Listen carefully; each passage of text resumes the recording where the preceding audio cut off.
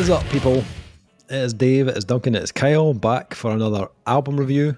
And for this review, Duncan, Kyle and I have been checking out the new album from Minneapolis post-metal band Earthrise. The band's new album, Until We Rest Beneath the Winter Way, will be released on October 14th.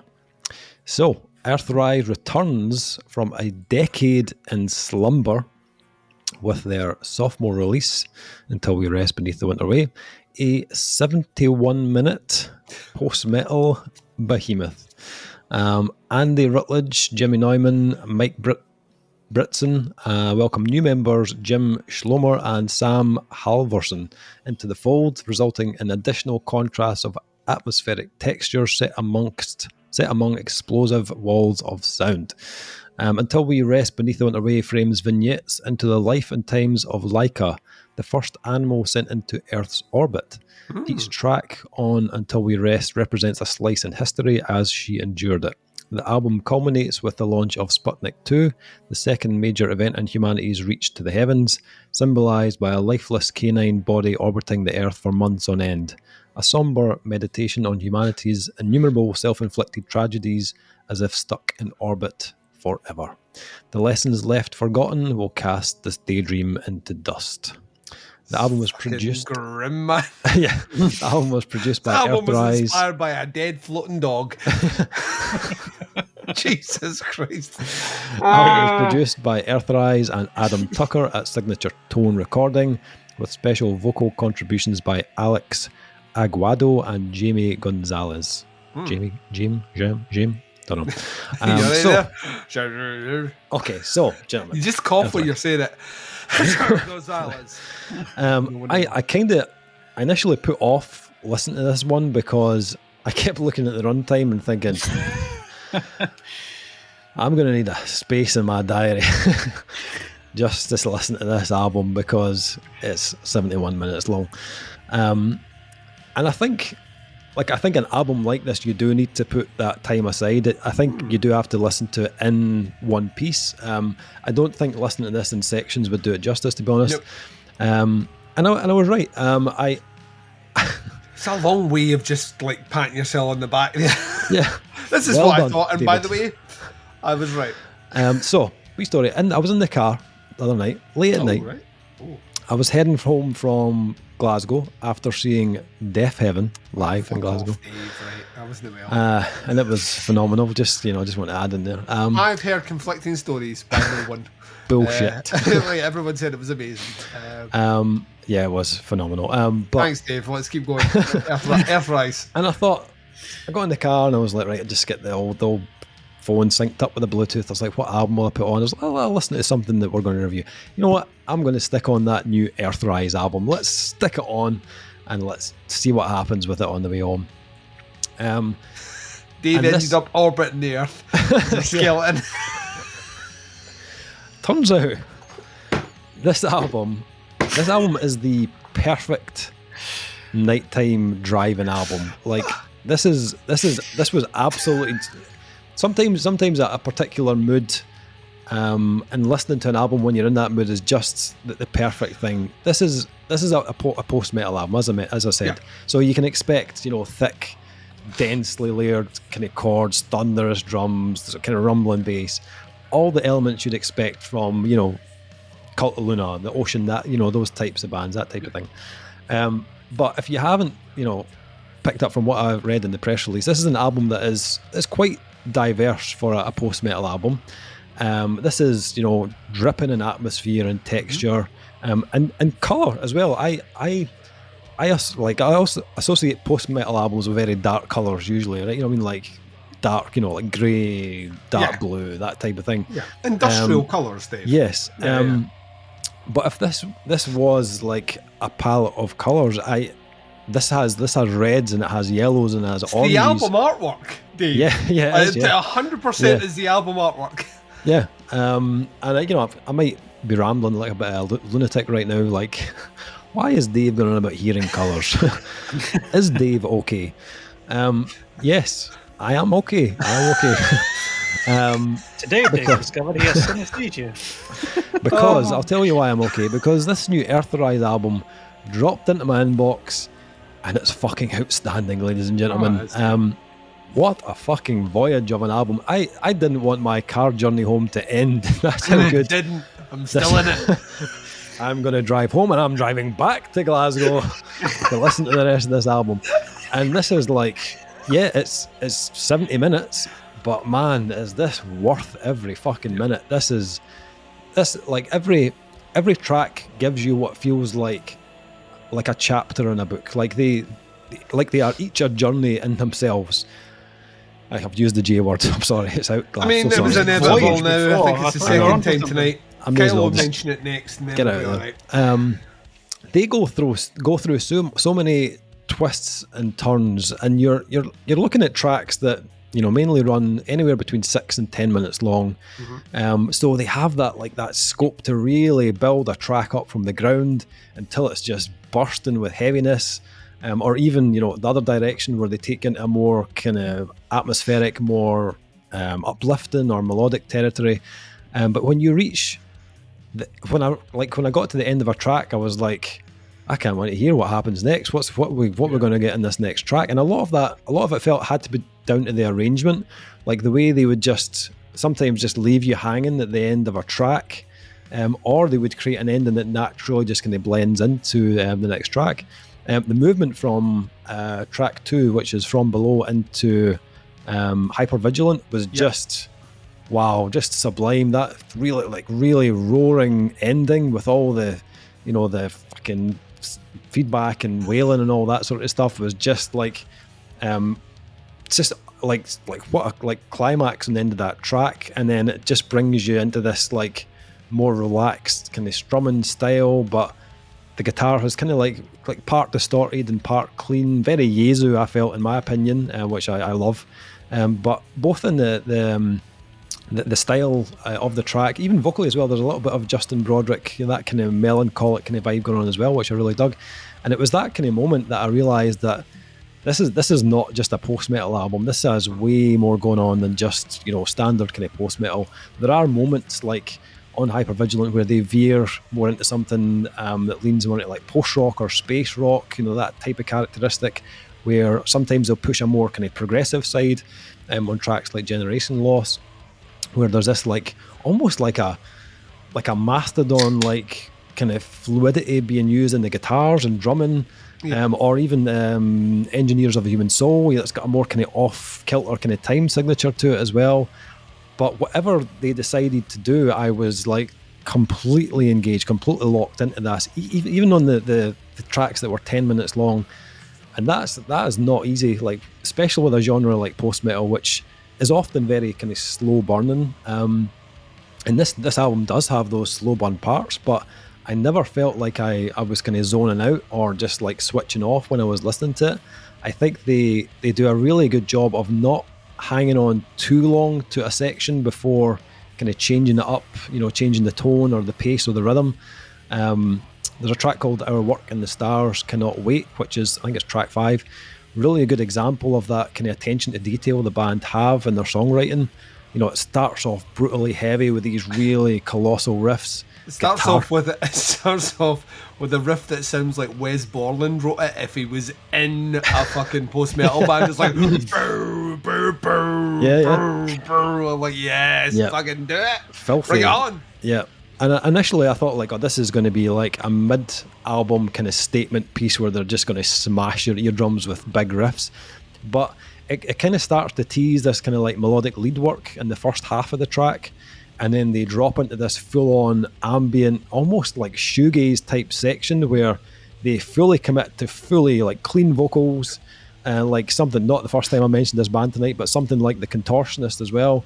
But then they start to bleed that heaviness back in, turning the track into this like spacey kind of sludge odyssey to finish it off. And it was just like, I got to the end of that track, I was like, wow, that was fucking awesome. I just wanted to go back to the start of that and re-listen to that track again. The clean vocals on the track, fantastic. Like just, and his heavy, aggressive vocals are excellent, but the clean stuff was phenomenal. And you often find like bands in the genre, that play with melody, they might only use it kind of sparingly because, they're a post-metal band or whatever, they're not their strong suit. these guys deliver clean vocals like it's their bread and butter. You know what I mean? It's like very, very confident in that area. And same with the riffs, like very interesting riff wise. Post metal can be quite repetitive, but I think because these guys add in that little bit of a progressive element at times, it kind of gives them more to play with in the riffs. Whether it's something out with that kind of 4/4 timing, or being more experimental in the tails of the riffs, and that often seeps into the drumming as well, which has got its progressive moments. It's very interesting to listen to. I love the fact that he sometimes switches the wire on the bottom of the snare off, and he just uses it more like sounds more like a high-pitched tom, but it works so well. Like it kind of just blends into that kind of earthy kind of sound of the album. It's really well done. I think some people might have an issue with the length of this. I don't think everyone's going to love this, like 70 minutes of it, because but in saying that, I say that, but post-metal albums tend to be a bit longer, so maybe the post-metal fans will be right into this. But I think this for people that are not into post-metal, it might be a bit of a struggle, being at 70 minutes. For me, though, I loved every second of it. I think it was after the third listen, I was like, yeah, I'm completely sold on this.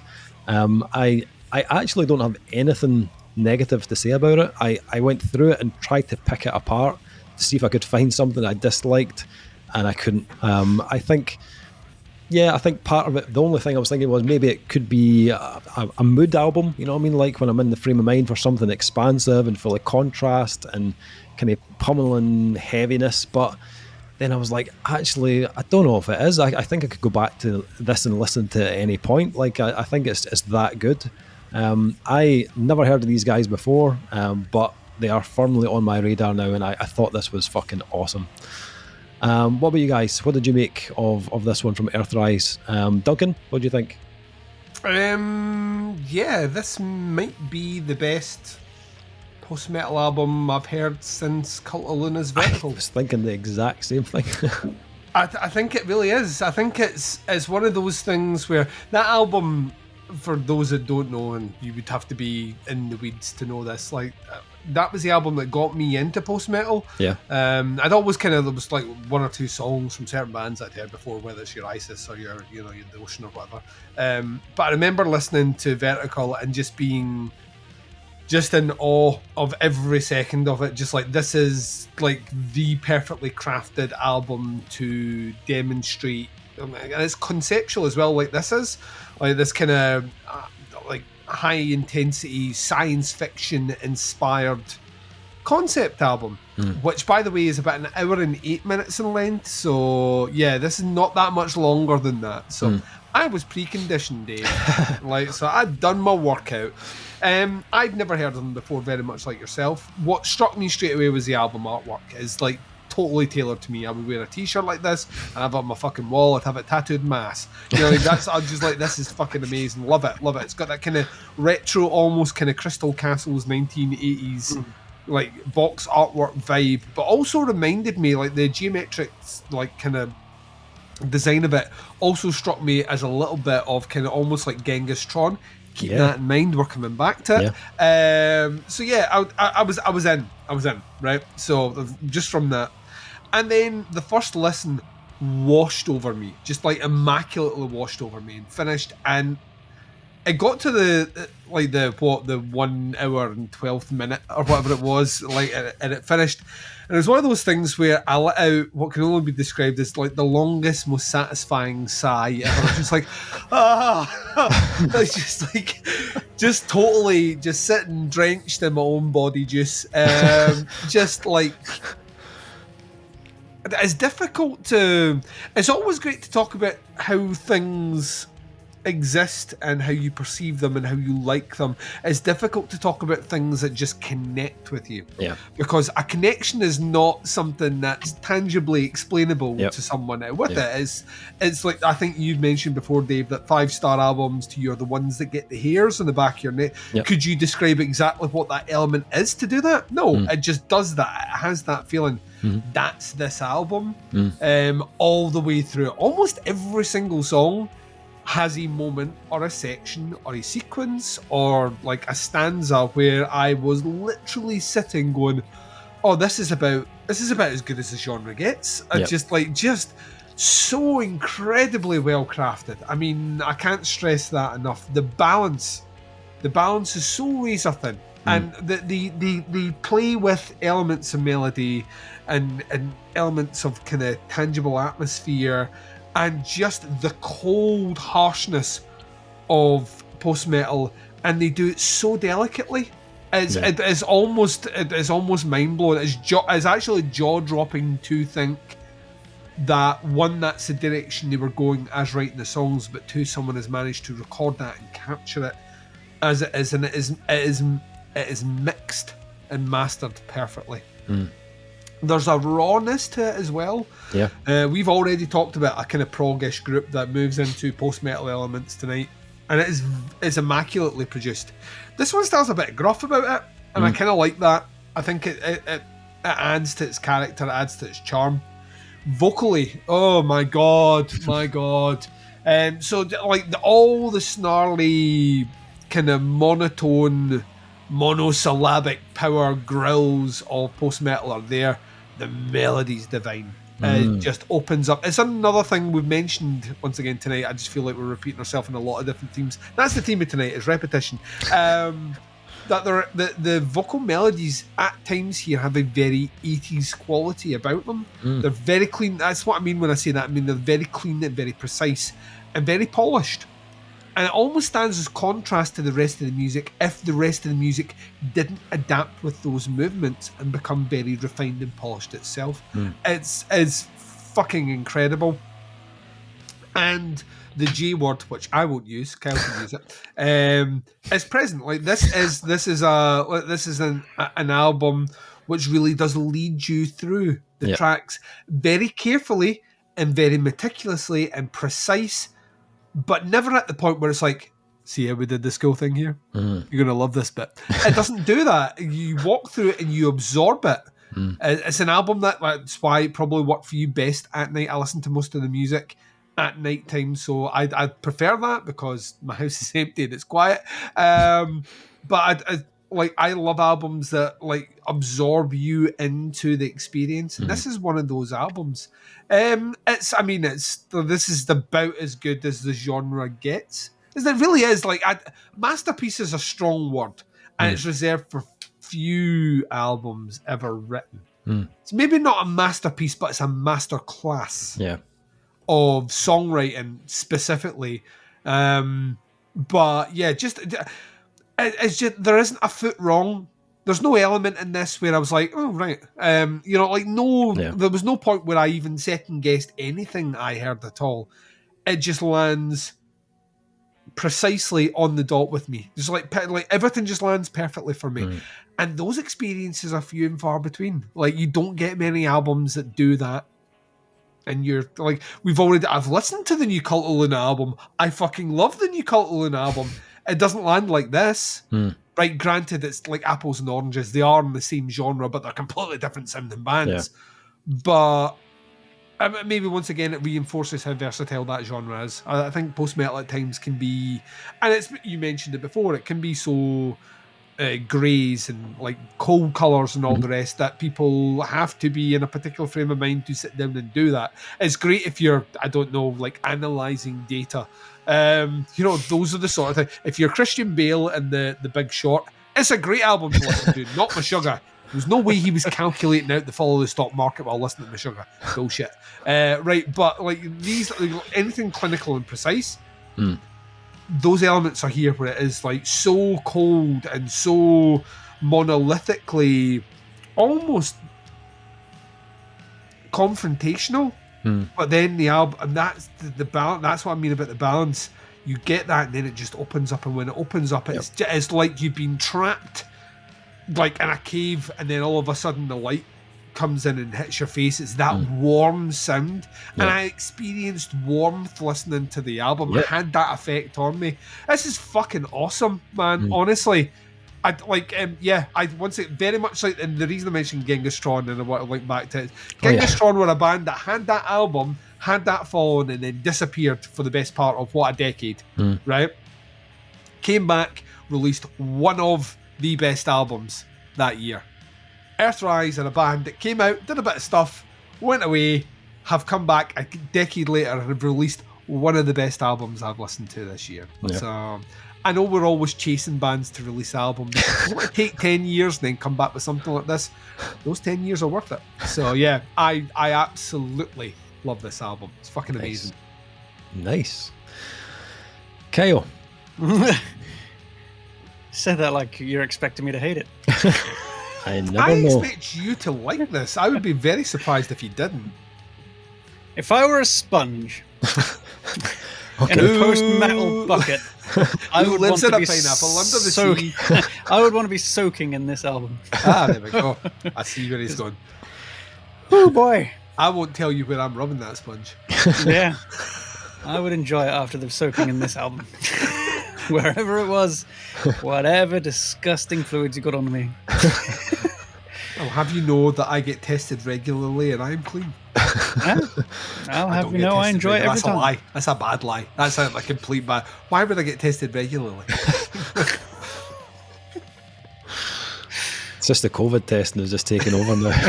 No COVID test anymore. Is that like, you mean you're not supposed to shove it up your urethra? I've been doing it wrong. No wonder I've been fine all year. I'm one of the last people in Scotland not to get COVID, and that's probably why I've been testing it wrong.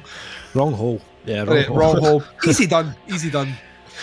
Yeah, what gets me is they tell you to put it in until you can feel the back of your throat. So I thought I genuinely thought you were going to go back to talking about this album, and I'm so glad that you didn't. So, to be honest, the first listen, I was like, this is a very good album. Second listen, I was like, this is a very, very good album. Yeah. Third listen, I was like, holy fuck, just stop it.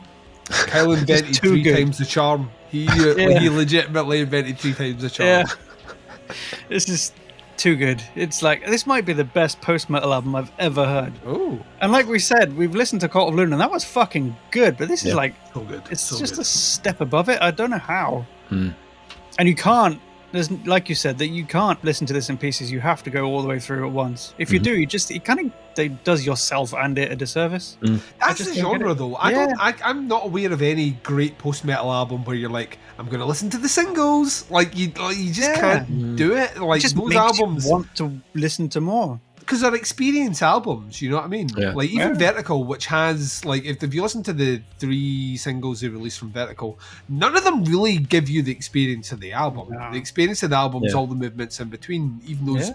kind of quieter, shorter moments are integral to the overall product. I it's one of those genres that just doesn't work that Bit way. by bit, yeah. Yeah, you know what I mean? It's like some of the older Ocean albums I can cherry pick from.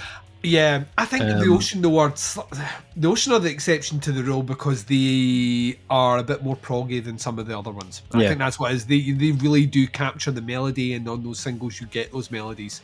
Whereas like the Ocean, like where you listen to Cult of Luna, No. you know what I mean? Like, no, you like this riff? Strap in. Like 4 minutes of Yeah. it. But yeah, Yeah, so- then there's other albums like, Anthropocentric where you just like, that has to be listened to in its Oh, and a entirety. one. Yeah, in a whole sitting. So Yeah. I get that, Kel. I think you're right. Yeah. Yeah. Totally right. Although I think Dave said it first, so technically He did. Dave's right. But we're not giving it. I'm not giving him it. I'm pretty sure I said something like, as you mentioned. If I didn't, Right. There's I your said, soundbite. let's edit it out. You have your idea first. Right, Kyle. I think we're missing a word here. It begins with G. yeah, Okay. there was lots of jism involved. Yes, thank you. Thank you. Do that.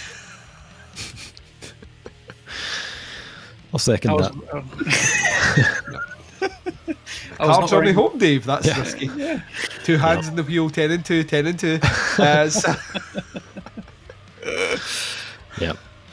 Oh, I just can't but get over how it takes you through such crazy moments and movements. It's just like it could be fucking crushingly heavy, and then Yeah. there's this unbelievably like lush soundscape of harmonies with the vocal with tons of reverb, and it's just like, how did we get here? Track 6, Prisoner Right. Cinema. is one of the most favourite beautiful track. things. Yeah, it's one of the most beautiful things I've heard this year. Yeah. And it comes sandwiched as the filler to two tracks that are insanely fucking heavy. Yeah. I'm just like, what? That is my favourite track because it does that. It's like right in between two fucking heavy songs. Yeah. And it's just like, I'm just going to blow you away with beauty right now. And I'm like, all right, I'm good with that. Blown by beauty. Yeah. The Metal Epidemic story coming next year. That's a scandalous book.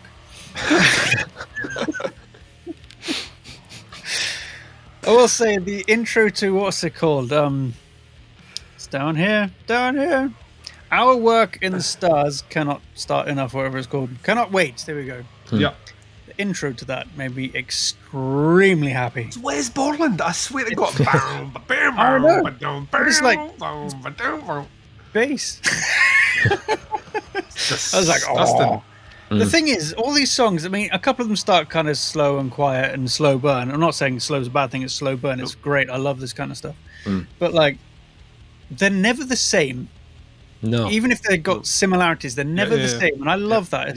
But it takes you a couple of listens to, well, it took me a couple of listens to really get into that. And, I mean, I loved it on the first listen, but on the third, I was like, ha, ha, ha, ha. Yeah. Homer Simpson drawling over cheese. So that intro to that song just really stood out to me as this is a different intro than the rest, and I love it. A very different one, and it just goes to show that I think they've crafted these songs. It took them a long time to come out with it. I think they've put a lot of time and effort and everything into making sure everything about every single one of these songs was placed in exactly where it needed to be. There was nothing like stray or erroneous. There was no moment like, what the fuck are you doing here? Just like Duncan said. I'm pretty much just going to be rehashing what you guys said at this point, but good shit, yeah. Good shit. Earthrise, Until We Rest Beneath the Winter Way, is out on the 14th of October. Scores for this one, gents. Do I need to ask the question here? I've got a feeling I really don't need to ask the question, but as long as we're not including fruit or animals, we should be all right here. I'll kick it off. It's a 5 from me. Like, I have nothing bad to say about this album, and I'm going to come back to this a lot. Even at 70 minutes, not an issue. Duncan?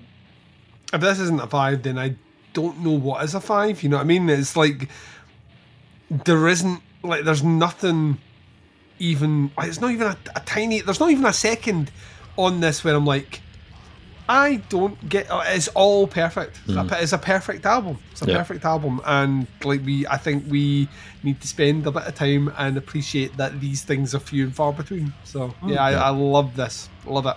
Nice. And Kyle? This band is too good. Gonna mark them down for that. They need to be stopped. They need to leave room in the rest of the world for bands to succeed. So it's 2 out of 5 from me. No, 5. Is it wrong that I'm kind of hoping that their merch just has like a dog skeleton on the front of it? Yeah. I don't know why I'm so fixated on that, but it's a weird concept to go with. A well-known story, mind you, but a weird concept to base an album on, and I love every second of it. It's made me actually love it even more. Give it a banana, Dave. So like, I want a banana. No, stop the bananas and the giraffes. No. All right, I can't. Look, it wasn't me with the giraffe. Somebody said that, and I just went, yeah, all right, fine, a giraffe. You did that to yourself. Hey. Granted, bananas are my thing. No more fruit, Kyle, all right? This is the first 5 of the year. I'm allowed to give it a banana. Kyle's been beautifully blown by this album. Yeah. Fucking right. First 5 of the year. Yeah. I printed it out. The waveforms and wrapped it. No, I'm not going to. The weirdest posh wankies I've ever had. Actually, it ain't. But. We'll have that Bring discussion. It home, Dave. Bring it right home. Bring it home. New album's out on the too much. 14th of October. Links below to the band and to the Bandcamp as well. Check them out. Have a listen to these guys. Let us know what you think. That is the review. Thank you for checking it out. We'll be back with another review very soon, but until then, take care. Speak to you soon. Bye, everyone. That banana better sparkle, Dave. Fuck's sake. A sequined banana.